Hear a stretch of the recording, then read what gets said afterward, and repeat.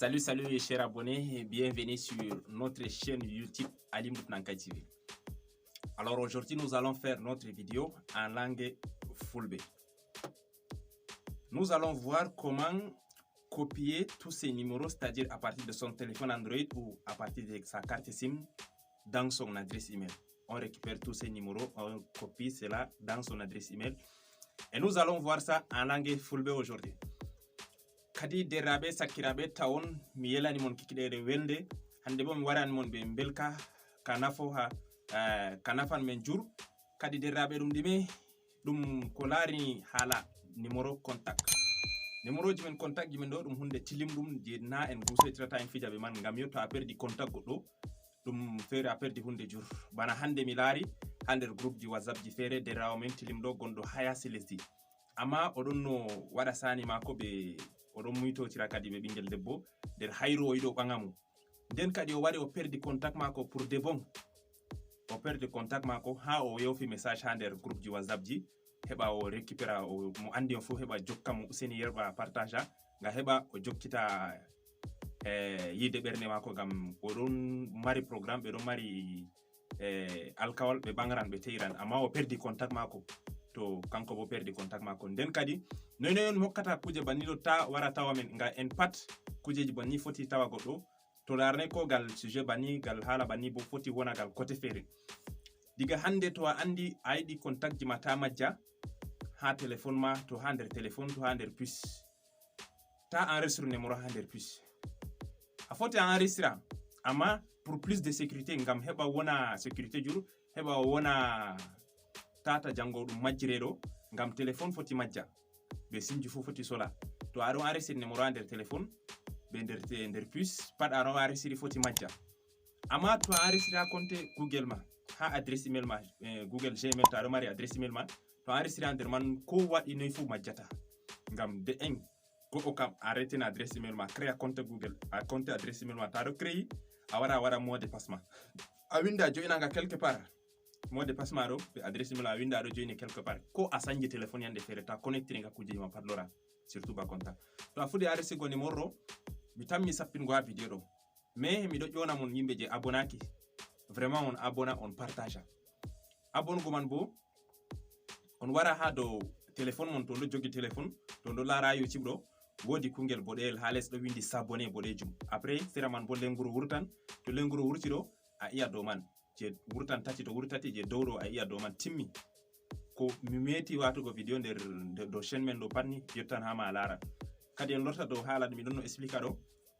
ende to a enregistre numéro ma ha nder compte email ma to enregistre o metata majjugo fayin ngam ko a sanji téléphone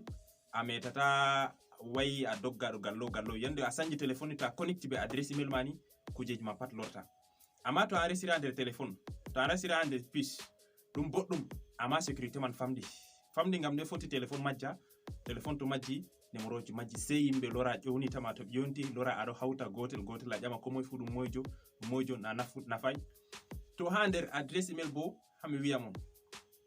a foti enregistre ɓuri numéro temere jego 1000 ujunere pat 1 million a foti enregistre numéro pat ha nder compte adresse email ma amma nder puce a enregistre numéro ɓurata 250 meri be sappo donc do mari limite man fera tawa heewi pat amma adresse email hewata donc mi hollan mon hande ne on a copiata numéro ji ma chak gal téléphone a hosa gal puce a hosa a wadda ha nder adresse email ma chak to a hawti pat a wadi ha nder adresse email lo numéro ji ma hawtan chak ngam jotta ba wiyata mon do goddo fere do mari contact mako tan o do mari yimbe tan je contact o do mari wadan ujine jeego atan goddo fere mari wadan ujine sappo o do hawti adresse email mako do yimbe banni do yimbe affaire fere yimbe société yimbe entreprise en pat be do wara banni to an bo to ayidi ta majjira numéro mere hawtu dum ha adresse email to a hawti ko jango be wujji téléphone na be wujji téléphone to hande noni walla téléphone foti majja ko be wujje foti majja sola to banni do to a hosi compte maro a connectera ke ha nder téléphone Android fere ta connectini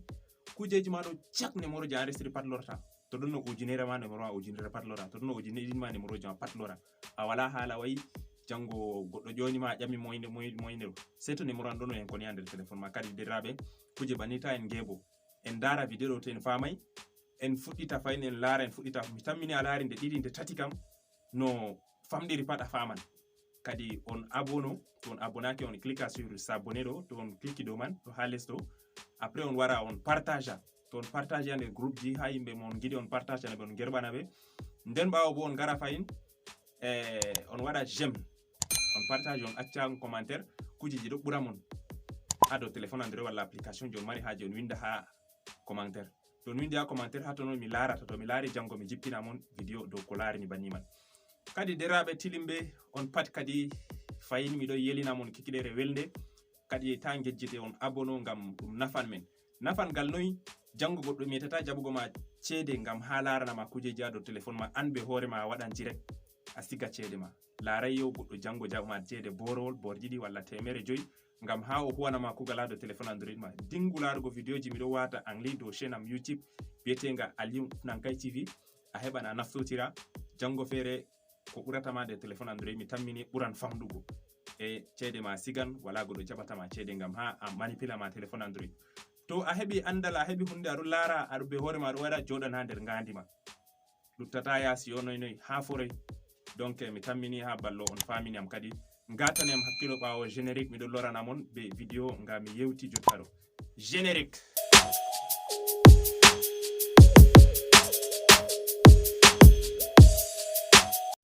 Yo kadi derraɓe tilimɓe hidde ko en fuɗɗa be vidéo men kadi ɓe abonaki to on wari to chaîne am YouTube Aliou Nankay TV to ni ɗo abonago on abonne on clique do bouton s'abonner nda boɗejum ɗo on clique do s'abonner nden to on clique do s'abonner on muya fayin nde non seɗɗa to on deni on gara nda lenguru ɗo wurtana sera ɗum nden on clique do lenguru fayin darum on clique do man to on clique lenguru man kon gurtan tati ko ɗiɗi tati te dow ɗo clique on do man to on clique do man to min meti wa en go vidéo no wa'i pat on laran vidéo ji man kadi ɓawo nder bo on gara do nda haɗo ɗo nda ɗum banni on clique do man j'aime to on clique do man bayi go vidéo man wodi nden kadi on gara a do partage to on giɗi nda babal ɗo je partage go on clique do man on partage to on clique do man nde non seɗɗa hidde ko plateforme ji je WhatsApp je fere je wurtata to on giɗi on partage do man kadi nda plateforme ji man on do WhatsApp do Facebook ha on giɗi pat on partage na goɗɗo to on giɗi nden ɓawo man kadi timmay on gara ha bal commentaire ɗo nda commentaire ha ɗo on winda commentaire on acca commentaire bana merci ɗo bindon bana daro bana miɗo windi daro nda bana merci ɗo on gara on yaɓa dow bouton ɗo on nelda on waɗa envoyer to neri bani ɗo min ɗo ɗum ɗon hokkami courage nda merci ɗo to neri bi hokkam courage heɓa min ɗo mi heɓa sembe waddingo mon fayidaji fere ko laari do téléphone android kadi on gardanam hakkilo miɗo lorta be vidéo mon ko laari ni haala noy on a sigata numéro ma metata majjugo to kadi derraɓe tilimɓe kadi mi lortake be noy on a waɗata copia numéro ma lutta ha nder adresse email ma numéro goɗɗo a hoosi joɗa ha nder adresse email noy a resirata ɗum be noy on a hosata numéro woni ha nder sim ma walla nder téléphone a yara ha nder adresse email ma to kadi nda no a watta derram bana exemple mi yiɗi hosugo numéro goɗɗo nda mi wara aɗo composa bana aɗo composa android ma to ngara a ajouter un contact to a wari do créer un nouveau contact a renan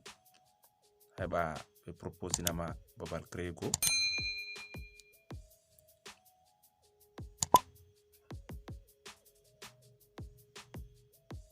banni kadi to a langsi banni ɗo hollete option ji hollete proposition ji nda ɗo sim 1 sim 2 téléphone adresse email do haɗo ɗo a suɓan adresse email nagal toy on je a yiɗi waɗgo to a mari adresse email ɗiɗi ma a suɓan gotel je régulièrement je wi'a ha ton a wata kujeji ma tum gal larini kon numéro to kadi haɗo ɗo bana min mi hosan adresse email am je dow waɗo amma ɗo téléphone version 6 5 en ɗo 4 en ɗo nda no hollata direct ɓe hollete option amma version android version 9 8 10 11 en ɗo hollan babal fere hollan do sim gotel tan mais wodi babal flash seɗɗani ha ton ta même flash ɗo nga déplia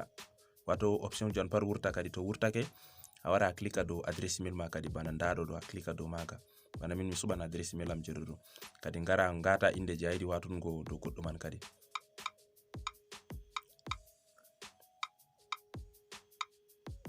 bana ni ɗo aɗo wara a wata inde goɗɗo je a yiɗi watugo dow man to banni to a wati kadi a enregistra to a enregistre banni ɗo kam hande fu numéro a metata majjugo fayin ngam a enregistre timmin do a connectiri ha téléphone toy fu a synchronise nga joɗan pour deko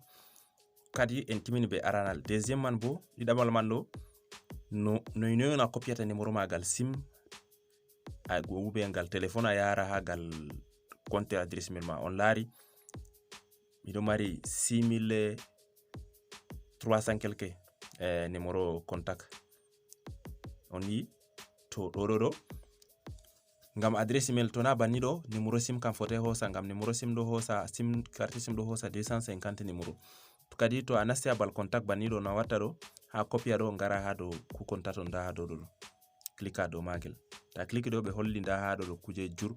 a contact a affiché importer et exporter compte noy pat ngara ha dow da ɗo importer exporter ɗo ngara dow man to a wari dow man ɗo ngara da kujeji holli ɗo pat ta ƴam koɗi men ngara do copier vers ɗo da copier de vers ɗo a cliquer do copier ta clique do copier ɗo ha ɗo kam ta hosu koɗi men a hosa da a cliquer do adresse email je a yiɗi copie go do man ɗo ta clique do man ɗo a cliquer bana jotta da mi clique adresse email je ɗo da nga holli jotta kam noy on ɓe yiɗi mi a suɓan gotel na walla a koccan pat ngara ha dow da ɗo coche tuɗo a kocca pat ta kocci pat ɗo da ok ha dow ɗo ni tom clique do ok ɗo ni nga dilli on fami to tom clique do ok ɗo ni nga dilli bayugo nga suɓi numéro je ɗa yasi ɗo ɗum 3000 quelque bo donc tom copie ni dilla na adresse email man to nane ma nga ɗon no 3000 quelque amma nde mi koshi ɗo nga wari nga doubli nga warti ɗiɗi na andi yahay to min do mi yiɗam tom koshini tom waɗi ok ha ɗo nga wartan multiplier to min do mi yiɗa nga multiplier jur banni ɗo donc banni kadi to a waɗi nde gotel ɗo ni to a clique ɗo ni nga dillitimi nga copian nga hollan hunde ha dow ɗo télécharge hollan ha dow ɗo ni a jippan anni ɗo a lara ɗo télécharge kadi derraɓe sakkiraɓe tilimɓe ta en ngebo ɗum hunde nafojum ɗum sigan numéro ngam ɗume wiyata banni wodi derrawo men feere hande nder groupe whatsapp o perdi contact je intéressant e yewtidnoɓe ɓiɗɗe debbo ɓe yiɗidiri ɓe waɗi alkawal ɓe ɓangran bo ɓe gonga bo nana fewre kadi ɗum hunde boɗɗum yo kadi ɓe perdi contact amma to enregistrement nder numéro adresse email ɗo foto o perdano contact mako fayin donc banni kadi nden nde o perdi contact o ɗo senda message ha nder groupe ji whatsapp ji banni ngam heɓa o jokka mo kadi to waɗino banni ɗo o fotai kuje banni ɗo o fotai o perdano na ko na kanjum tan bo ngam kujeji ɗo jur affaire ji men ɗumen numéro ji kuje important en ɗon jur je ko larni kuɗe men pat na ɗon foti en perda ɗum banni donc banni kadi on abono on partage on like on waɗa dow j'aime on abona dow j'aime on clique dow j'aime on partage kadi ɓe abonaki bo on wi'a ɓe on propose ɓe on abona ɓe kadi